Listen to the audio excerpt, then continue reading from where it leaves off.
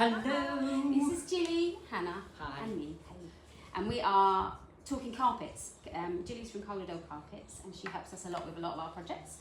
And she's just brought us a carpet tile with Axminster. Yes, an Axminster carpet tile. Which I didn't know existed, so thank you for Not doing that. at all. It's very luxurious, very beautiful, isn't it? It's good for Very casinos, weighty. isn't it? You said. It is, yes. But I really love carpet tiles because if you spill something on them, you can just whip them up and change them. Whereas if you've got a big load of Axminster carpet and you've got a problem, you're screwed, aren't you? That's it. That was the whole concept of carpet tiles in any case, being something that would give you easy access to buildings because it can be handballed or carried up rather than have to have a big roll of something. And of course, the fact that they could be exchanged. The design lends a lot to how well they bed in afterwards if you're replacing carpet tiles. So something with a pattern will always look a lot easier to bed in rather than something that's just plain. And they're 800 by 800. Is the pattern 880. So 880. yes, 880. Yes. And is the pattern 880 by 880? Well, so there if you change it, it's always the same, or with carpet tiles, of course, you've got to appreciate they're pieces that are going to go down on the floor and be put together again. So you've got to think of the design and how it will match at the critical edges. The critical edges being where it butts up to the next tile. So we have a range of designs, abstract designs and textures that work very well. We also have a lot of patterns that will work in that way. They will go together very, very well. Sometimes they're a 4-tile repeat rather than just one pattern on a tile. But we can also do one pattern in the centre of the tile as so well. you'd have like spares, wouldn't you? Then you have Yes. the 4, and then you could make sure you get the right ones and stuff. I It's suppose. always advisable to have a little bit of spare material when you're doing any commercial project because you just don't know about churn or spills or anything that's going to happen in bedrooms, in theatres, in any sort of gaming floor or anything like that. Once one of them's taken up to kind of be cleaned, would that be able to be put back down again, or? Yes, I mean, wool doesn't like to be saturated, of course, so the key to good cleaning is to try and remove whatever it is in situ first. Spotting, so using sort of a spray gun and using a mild detergent that has been diluted and blotting it first and removing any spills that's out. Otherwise, if you do put a lot of water onto any carpet tile, what you risk doing is diluting that stain even further and just spreading it out. I know that in the commercial side of things, they do swap out areas. You know, if there's been spills and marks, they'll take tiles from under seating or from a room that's not used as frequently and they'll replace like that. The lower the pile and the plainer of the carpet tiles means that it will show staining and it will show sort of where it's been swapped out. It's not a given that it's going to be just dropped in and you're never going to see it again. If it's busy and if it has a design that gives a melange to it, it will hide. It will hide not only a new tile dropping in though as well. But it's a very, very luxurious tile, has some great benefits, acoustic benefits, thermal benefits, and it's got a comfort, heavy contract backing to it. It's brilliant. And then you said it's got like acoustic properties and thermal properties as well. It's brilliant. Love it. You're going to tell us about the rugs as well, we were talking about using sort of standard designs even made into a rug. This is one of our just off-the-shelf stock lines, and I use this as a sampler, if you like. And Haley asked what was a whipped edge. Well, a whipped edge is a blanket stitched edge where the yarn from the actual design or a contrasting yarn is literally blanket stitched across the edge to cover the raw edge and keep it in shape. It acts as an anti-trip as well. It stops it from sort of curling up, if you like. But there's lots of edges you can have. This is different, is it? This side? This side as well, that's a tape that is used. That's a broad tape that is actually stitched and wrapped around on the back to give a very, very nice thick border to the rug. Or you can have the same tape used as a narrow edge, so it's only about 55 millimeters, sorry, to go round.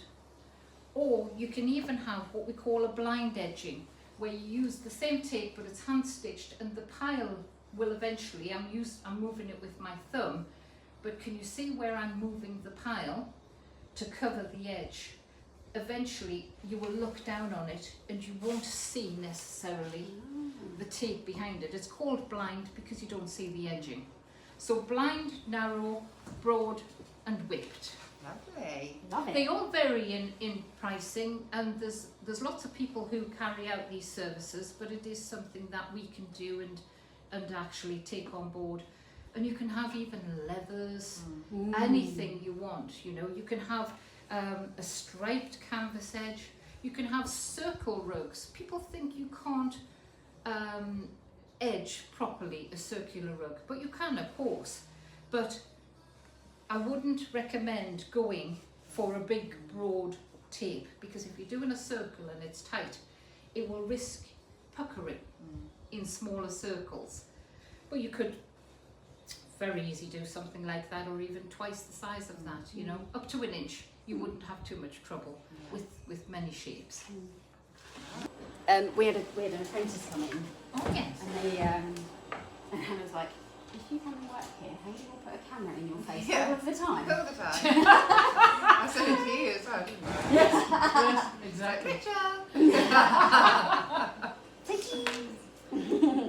So you were saying? So yeah, we were talking about the tiles just moments earlier, and one of the things I do frequently get asked is when you should use a tile and when you should use a broadloom. And there's a very credible rule of thumb. If you have a raised access flooring, so where you've got panels, or it's got all of the cable management systems, the electricals underneath a gauged flooring, you Which know, you a quite often second have in flooring, offices, which don't quite you? often you do, and they're usually fixed on pedestals. It really, really is better to have your tile on there. People have in the past, they've covered across them, but you have to do so much prep work to try and put a broadloom on, and I'll tell you why broadloom is not a good solution for it. The clue's in the name. It's an access flooring. You need to get to it. If there's a problem with any of the utilities, electrical, IT or anything, they will have an idea of where it is, but they have to pull the flooring up.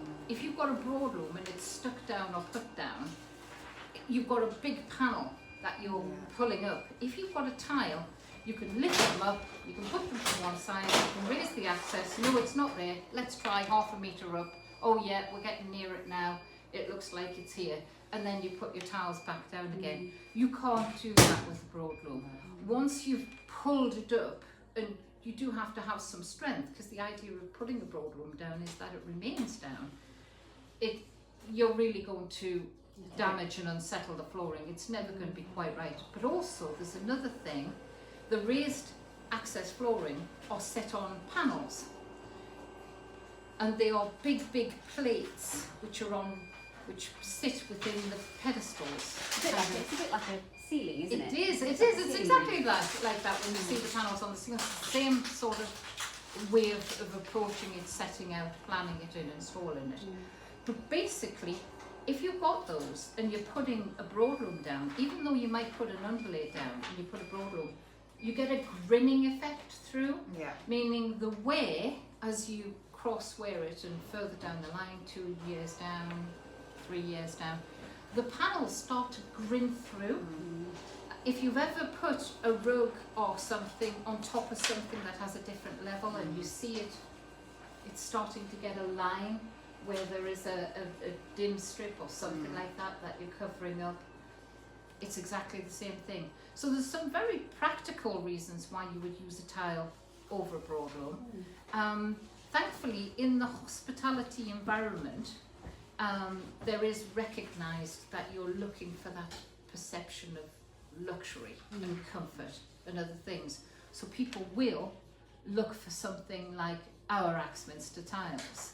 But in the general scheme of a commercial tile, it's not the same thing.